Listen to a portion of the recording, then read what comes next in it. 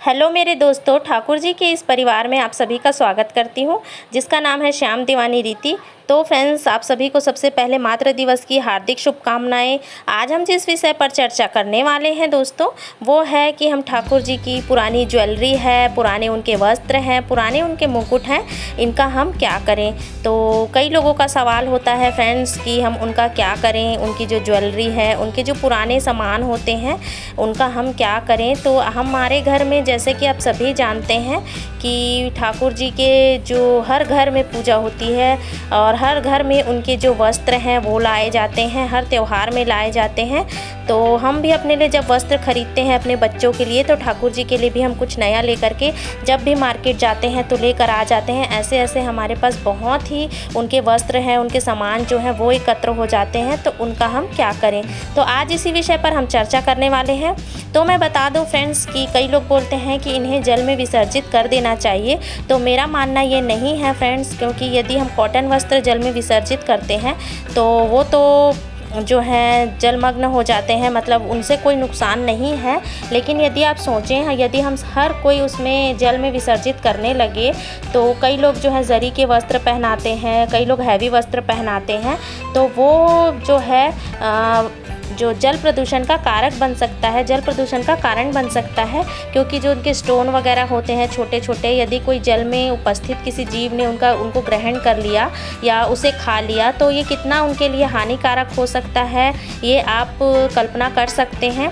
तो फ्रेंड्स, यदि आप चाहते हैं कि किसी भी जल के जीवों को हानि ना पहुँचे या उन्हें हमारी जो जल है, गंगा मैया है, जल है, सुरक्षित रहे, तो आप फ्रेंड्स एक काम कर सकते हैं। यदि आपका घर बड़ा है, आंगन है, आपके घर में मिट्टी की क्यारियाँ हैं, तो आप वहाँ पर उन्हें जो वस्त्र हैं, उन्हें यदि फट गए हैं, ये उपयोग करने लायक नहीं है, तो आप उन्हें वहीं पर मिट्टी के नीचे दबा दीजिए, गमलों में दबा दीजिए। तो ये एक बहुत ही अच्छा उपाय होगा।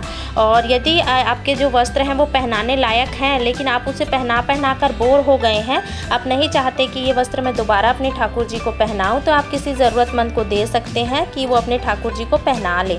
यदि वस्त्र आपके नए हैं, तो कई बार ऐसे होता है कि वस्त्र नए होते हैं बट हमारा पहनाने का मन नहीं होता है उन्हें, और उनकी जो ज्वेलरियाँ होती है वो भी नए होते हैं, तो हम उन्हें नहीं पहना पाते हैं। तो आप ऐसे में उनकी ज्वेलरी है, जो उनके वस्त्र हैं, वो किसी मंदिर में भी दे सकते हैं यदि वो पहनाने लायक हैं तो। वरना आप उन्हें गमले में, मिट्टी में विसर्जित कर सकते हैं, दबा सकते हैं।